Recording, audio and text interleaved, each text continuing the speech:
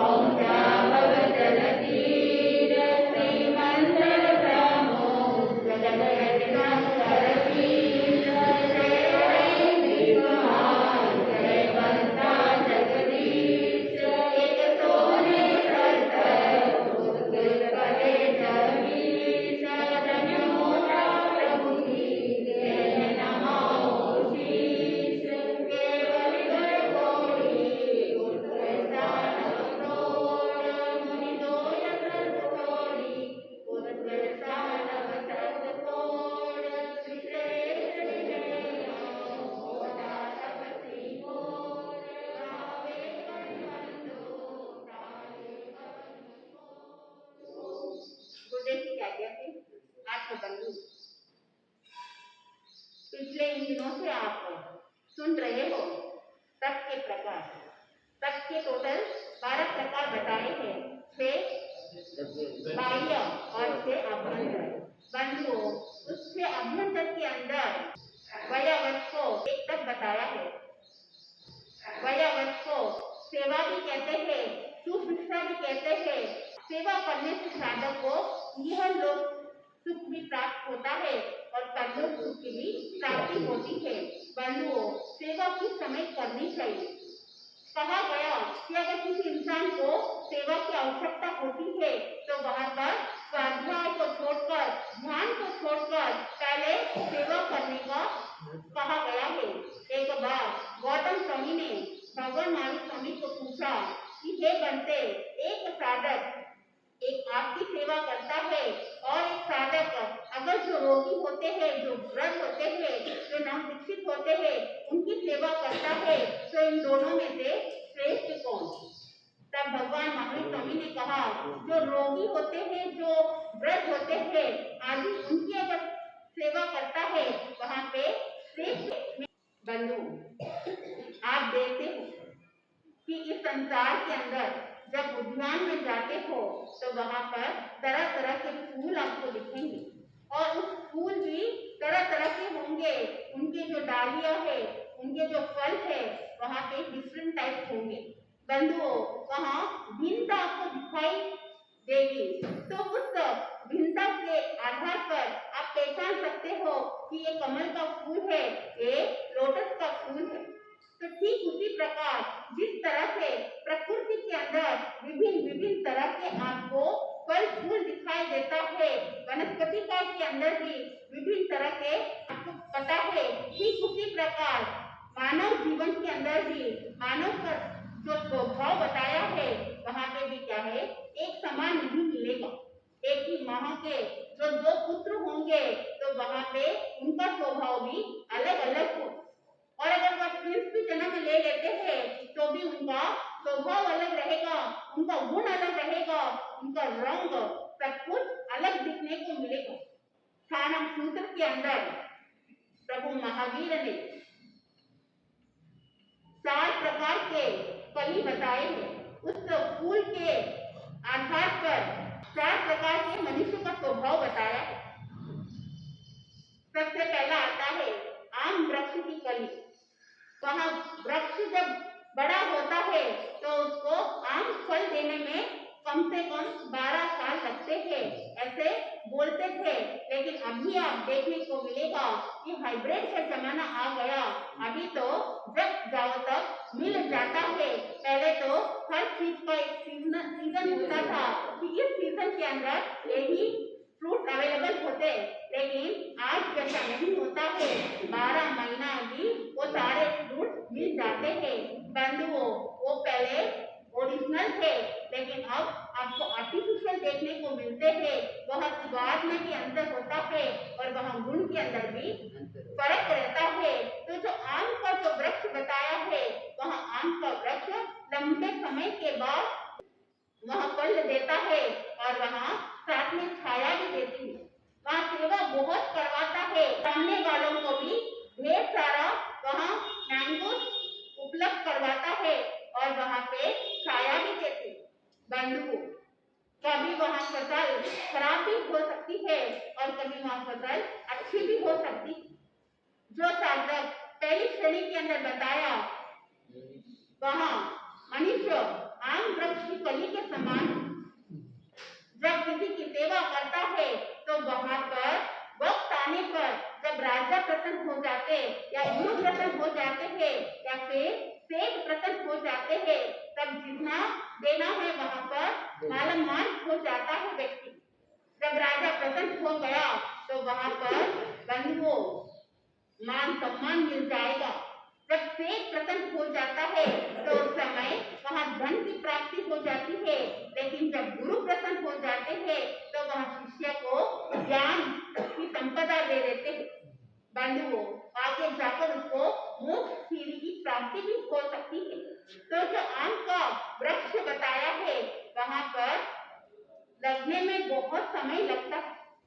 पिताजी ने वृक्ष बोया है तो वहाँ बेटे को आम खाने का अवसर मिलता है, तो वो इतना ज्ञात होता है।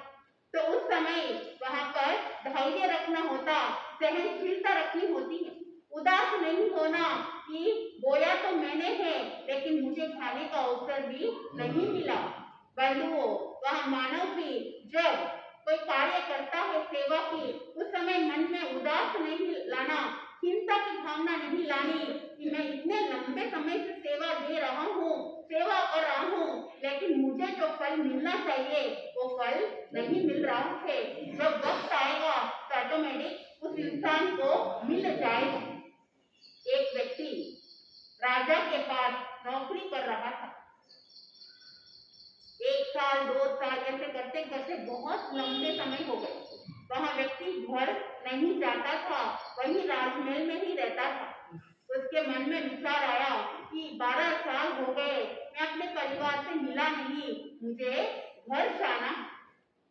राजा को कहा कि मुझे घर जाना है, तो राजा ने उसके पॉकेट में से 1 रुपए निकालकर उस व्यक्ति को दे दिया। व्यक्ति के मन में थोड़ा सा विचार आया कि इतनी लंबे समय तक मैंने राजा की सेवा की, उनकी आज्ञा का पालन किया, लेकिन केवल उसका 1 रुपए ही मिला। लेकिन फिर भी मन में खुशी थी कि कम से कम 1 रुपए से मैं अपने बच्चों को के लिए कुछ ना कुछ लेकर जाऊंगा। और वह व्यक्ति घर के लिए रवाना होता। रास्ते के अंदर 1 रुपए में वहाँ 4 अनाज खरीद लेता। उस समय तो बहुत सस्ती चीज थी। अभी आपको हर चीज के अंदर महंगाई बढ़ गई।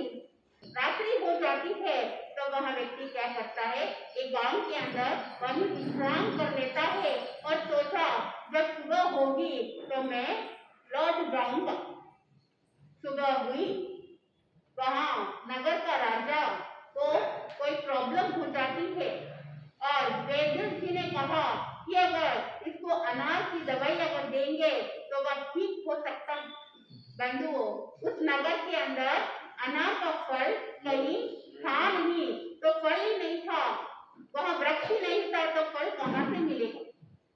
तो राजा ने घोषणा करवा दी, जिसके पास भी अगर अनार का फल हो तो वहाँ पर राजा के सेहत के लिए जो लाकर देगा उनको मुंह मांगे इनाम मिलेगा।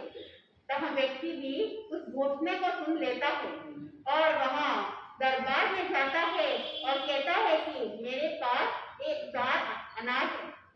बंधुओं, वैद्य जी ने उस अनाज से और कुछ दूसरे इंग्रेडिएंट्स को डालकर कर दवाई बनाई और वहाँ राजा को दी। राजा उसको सेवन करता है और वहाँ जो प्रॉब्लम वो ठीक हो जाती है। राजा ने पूछा कि मेरी मदद करने वाला वो कौन है। तब उसको आगे ले आए और राजा ने कहा तुम्हें क्या चाहिए वो मांग लो। तो वहां पर व्यक्ति कहता है आप जो देना चाहते हो मुझे दे दो, मुझे मंजूर है। तो राजा ने उसको कुछ एक गाय दे दी और धन वगैरह जो भी है सोना चांदी वो भी दे दी। अब वह व्यक्ति ने उस सारी चीजों को लेकर वो अपना घर जाता है। बंधुओं वह खुश हो जाता है कि मेरी जो सेवा थी वो सेवा खाली नहीं गई, किसी ना किसी रूप में मुझे मिल गई। तो पहला कैटेगरी के अंदर जो बताया गया है आम वृक्ष के समान, आम वृक्ष जब फल देता है तो बहुत देता है और फल नहीं मिलता है तो छाया तो जरूर मिल जाती है। तो वहाँ पहले स्वभाव के अंदर बताया है कि आम वृक्ष की तरह वहाँ पर बंधुओं खूब सेवा करना, लेकिन वहाँ फल की इच्छा नहीं करना है। जब मिलेगा वह समय आने पर अवश्य ही मिल जाएगा। दूसरे कैटेगरी के अंदर बताया ताड़ बेल के समान। बंधुओं जो ताड़ बेल है यानी उसको जैसे खजूर है, खजूर कैसा होता है दिखने में बहुत लंबा होता है, वहाँ फल भी बहुत कम देता है और उसकी छाया भी नहीं होती है। एक कहावत है बड़ा हुआ तो क्या हुआ, जैसे वृक्ष खजूर, पतितों को छाया नहीं और फल लागे अति दूर। दूसरी कैटेगरी के अंदर जो मनुष्य बताया बंधुओं वो बड़ा होता है, वह सेठ कहलाता है, लेकिन इतना कंजूस होता है कि उसकी सेवा करने वालों को वो समय पर वेतन नहीं देता। रुला रुला कर उसको वेतन देता है। जब महीना पूरा हो जाता है तब वहाँ पर अगर उसके हाथों से कोई चीजें टूट जाती है तो उसका भी उसमें तनख्वाह में काट कर उसको देता है। तो दूसरे प्रकार का जो मनुष्य बताया गया है वहाँ पे सेवा भी वैसे ही उसको मिलती है। बंधुओं एक व्यक्ति उस सेठ जी के पास काम कर रहा था। तब सेठ जी ने कहा कि तुम्हें एक दिन भर की चर्या ये काम करना है। तो वहाँ लड़के ने कहा कि सेठ जी आप एक काम करो, एक लिस्ट बना लो कि सुबह से लेकर रात तक मुझे क्या क्या काम करना है, तो उस लिस्ट में लिखा हुआ रहेगा तो मैं वो सारा काम कर लूंगी।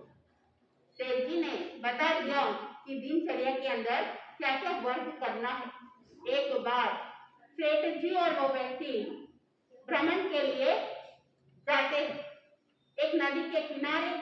वहां से जैसे ही चलते हैं तो सेठ जी का पांव फिसल जाता है और उस फिसलने के कारण से वह सेठ जी नदी में गिर जाते हैं। तो वहां सेठ जी उस व्यक्ति को आवाज दी, चिल्लाया कि तुम मुझे बचाओ, यहाँ से मुझे बाहर निकालो।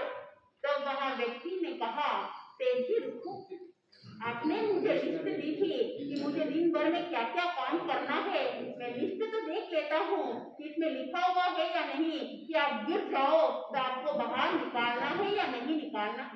बंधु दूसरे कैटेगरी के अंदर सेठ जी जैसा होगा, जैसा वो सामने वालों से सेवा करवाएगा वैसे ही उसको वह सेवा का अधिकारी को बनेगा। दूसरे के अंदर खजूर फल के समान बताया है, वहाँ श्रेष्ठ नहीं। तीसरे कैटेगरी के अंदर बेल वृक्ष की कली के समान, जो बेल वृक्ष होता है बंधुओं वर्षा ऋतु कंप्लीट होने के बाद जब वहाँ तालाब में पानी सूख जाता है तो वहाँ चारों तरफ जब वहाँ पर मतीरा तरबूज काकड़ी का बीज बोते हैं तो कुछ महीने के अंदर ही वहाँ पर वहाँ प्राप्त हो जाता है।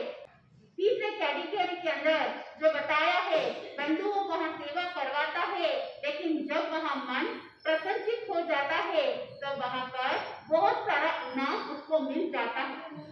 बंधुओं छोटे कैटेगरी के अंदर मेष वृक्ष की कली के समान, जैसे मेंढक की सींग के समान, वहाँ पे दिखने में तो बहुत ही गोल की तरह दिखता है लेकिन वहाँ टेढ़ा मेढ़ा होता है।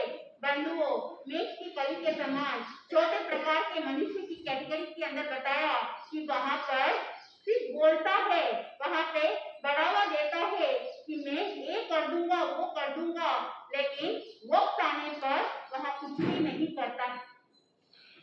बंधुओं, सामने वालों को लोभ दे देगा, लेकिन करेगा कुछ भी नहीं। एक बार एक व्यक्ति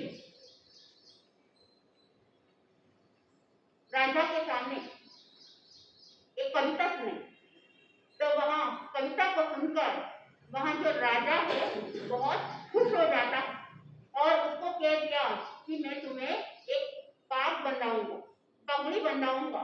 तो उस जमाने के अंदर बंधुओं कोई कार्यक्रम होता है तो उस समय पगड़ी बंधाई जाती थी और वो भी श्रेष्ठ माना जाता था। तो वहां जैसे ही कविता सुनाई और उसको कह दिया कि तुझे पाग दे दिया जाए। कविता सुनने के बाद राजा बहुत खुश हो जाता है और कह दिया कि समय आने पर तुझे पाग बंधा दिया जाएगा। दूसरे दिन वहां व्यक्ति राजा के पास जाता है और राजा को कहा कि आप मुझे इनाम दिलाने वाले थे, वह इनाम कब मिलेगा? तब राजा ने कहा मैंने बोला है तो जरूर कर दूंगा, लेकिन थोड़ा टाइम लगेगा। तो व्यक्ति ने कहा कि कितना टाइम लगेगा? तो वहां पर राजा ने कहा कि वर्षा ऋतु होगी। वर्षा ऋतु होने के बाद खेत में कपास निकलेगा और दिवाली के समय वहां कपास घर में आएगा और वो कपास से सूत बनाई जाएगी और उस सूत से कपड़ा निकलेगा और कपड़ा निकलने के बाद उससे पाग बनेगा और वहां पाग मैं पहनूंगा, मेरा बेटा पहनेगा, मेरा पोता पहनेगा, मेरा पोता पहनेगा। उसके बाद तुझे इनाम के रूप में दिया जाएगा। बंधुओं, छोटे कैटेगरी के अंदर ऐसे मनुष्य का स्वभाव बताया जो करवा तो देता है लेकिन देता कुछ भी नहीं है। तो ज्ञानीचंद ने कहा कि सेवा वही श्रेष्ठ मानी जाती है, कराने वाले भी और करवाने वाले भी। तो आम वृक्ष के समान वहां पे धैर्यता और सहनशीलता रखनी है, उदास नहीं होना है, क्योंकि ज्ञानीचंद कहते हैं जो सेवा करेगा उसको अवश्य ही फल की प्राप्ति होगी। सेवा भी एक तब बताया गया है, तब अपने जीवन के अंदर सेवा के गुण को अपनाओगे तो आपको अवश्य ही आपके लक्ष्य की प्राप्ति करवाएगी। मैं अपने शब्दों को यहीं पे विराम देती हूँ।